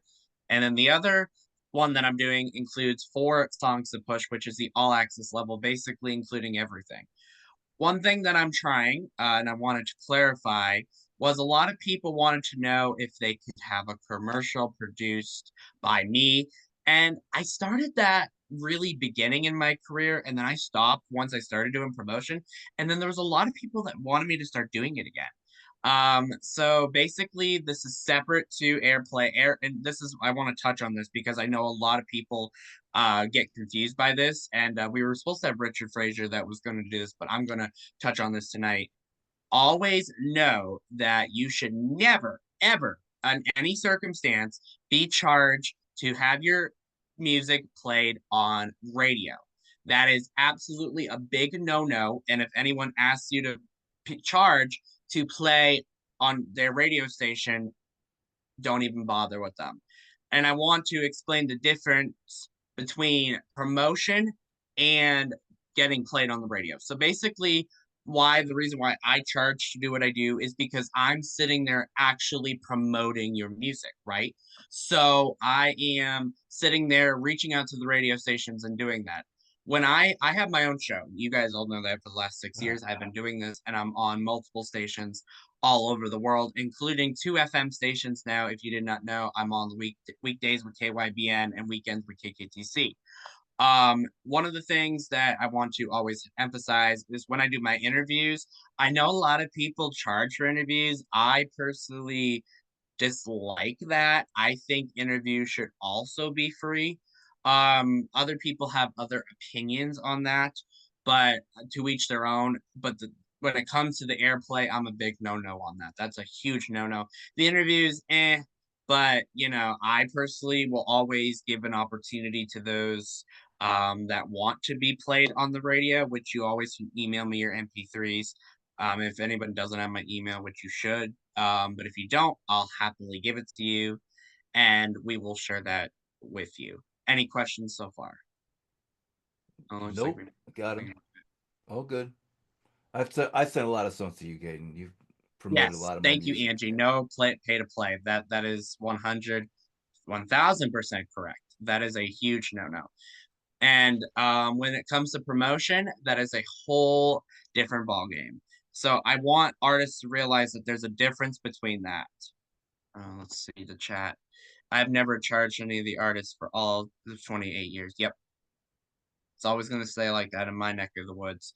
Now, when it comes to promotion, I try to be very, very fair when it comes to my pricing, and I'm always super flexible with pricing. So let's say if one of you needs something to be worked on together, let's chat. Let's figure out what we can do as a team to best support your music.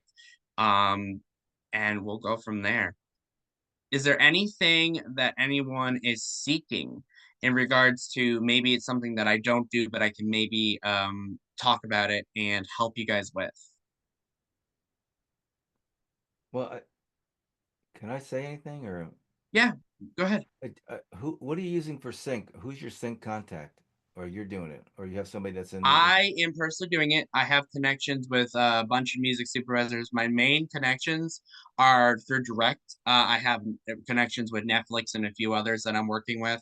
I have connections over at NBC. So I have physical connections. So what I do with that is I basically, same thing with the radio. I basically blast it. We could do it one or two ways. There are different ways we can do it. And I personally like option A, because then you're individually reaching out to the ones that you think would be a good fit, because not all, and that's the other thing, not all movies and TV shows are going to fit what you're looking for. You have to find the niche that fits what your song is.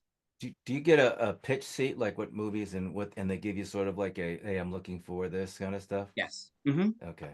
So that's, yeah. All right. That'd be helpful because like then like if you put that out, if somebody's, is going to be in the pitch sheet would come out, and it comes out regular.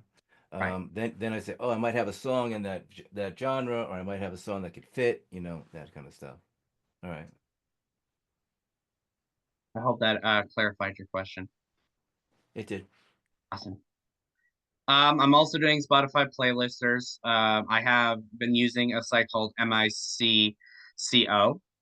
And basically what that is it's another platform that gives you access to the Spotify playlisters. So that is something that I also am utilizing as well. Let's see. Okay. All right. So was there any other questions?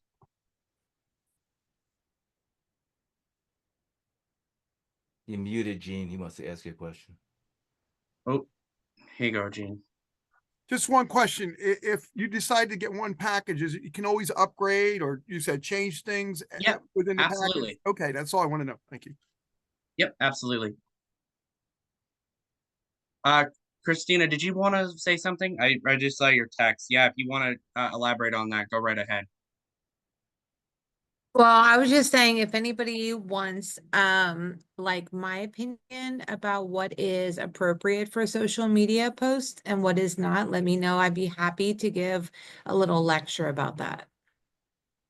Yeah, go ahead. Because as a musician, the number one goal, can I sit here?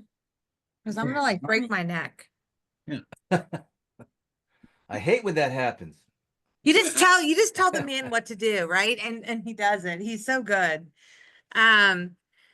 So when you're on Facebook or you're on TikTok or you're on Instagram, it is important to keep yourself, like I was saying the other night, for those of you who were not on Thursday night when I was giving like a big talk about social media, you need to consider your music as a business. Your music is your business. If you are in this for the long haul, if you are in this to make it, whether it's fame or whether it's just to be well known in your community, if you want money to pour into you in any way, shape, or form, you need to look at yourself as a brand.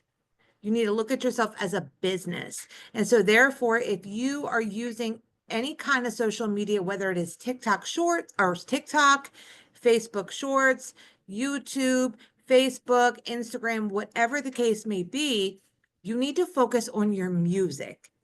If you live and breathe music, then you are in the right place. If you don't live and breathe music, if your interest is in like ballet here and painting here and music here and like clay art or pottery over here, but you're not quite narrowed in on exactly what it is that you want, which is music, then you need to figure out internally what it is that your passion is, right?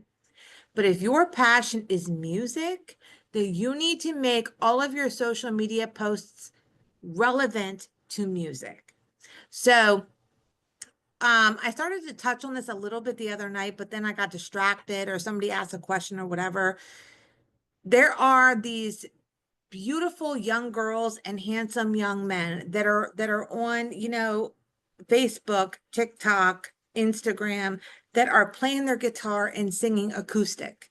They've got their phone set up and they're just playing guitar and singing along to their originals or covers. They have millions of viewers. And I mean millions of viewers for being real to themselves, being real to their craft. Well, that's real. They are being genuine. And so people are attracted to you and what you're doing. They find value in what you are doing. So if somebody is going to your TikTok and they're seeing you dance around, right? They're not going to take you seriously as a musician. If you're on there lifting weights, right? They're going to think, oh, I'm following a bodybuilder. She's talking about music. Like, what do I care? I'm not like interested in you bodybuilding, right? If you are like flying around on a trapeze, they're going to think you're part of like Barnum and Bailey Circus. If you are serious about your career, you need to focus and make all of your platforms about your music, and that is it. If you want to have an inspirational talk on your TikTok and be like, listen, my musician friends, I know that we're overlooked, and I know that we are not appreciated, and I know that maybe our local venues don't love us.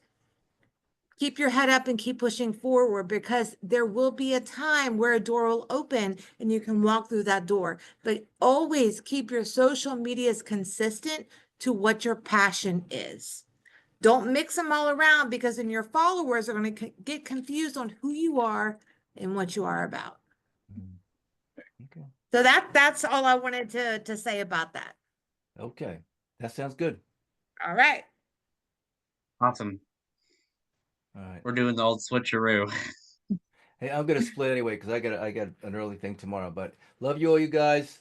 Hey, Gene, give me a call. Let's go to Elliot. Nice meeting you, and Yeah. Christian, nice. Y'all. And Kayden, as usual.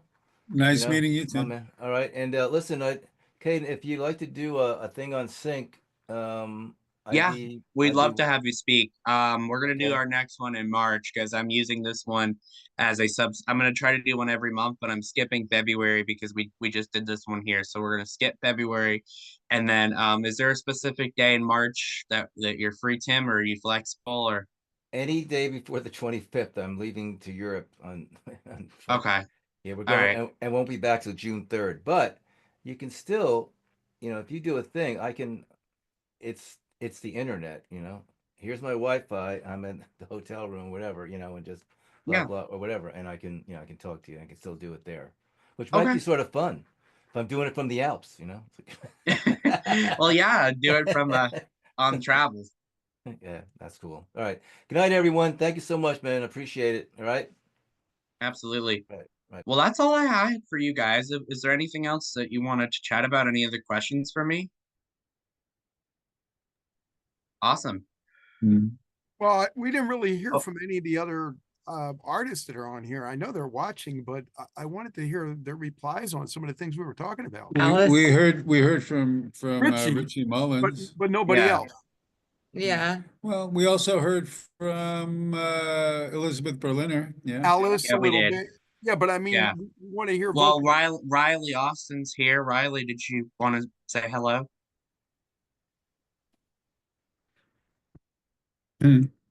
Or anyone? Timothy? And Angie? Anyone want to say hello? I think Timothy's gone. Yeah. Tim is gone. Timothy Little is still here.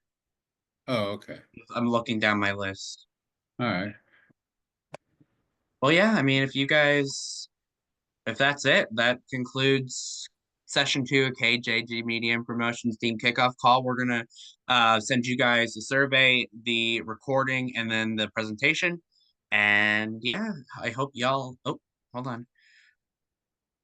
Riley said she's coming home from Florida and have it playing in the background. So she's here. Okay. So, Well, yeah. I want to congratulate you on a great job you did, Kayden, on this. Well, thank you so I'll much. be working on probably setting this up with you in the next month or two. I just had a lot of other bills I had to pay. So like we all do, but I'll be working on something with you on this. And then of course, as the radio station too, to promote some of these artists. And I really want to be part of that again, with somebody. I did that for a guy in Australia, and it really became popular. Paul Mack, and another lady in another part of, I think, California, Susan. So I'm really happy to be part of anything like that to help the artists. Yeah. Great. Awesome. Sounds good. Yeah. All right, let me stop this recording here.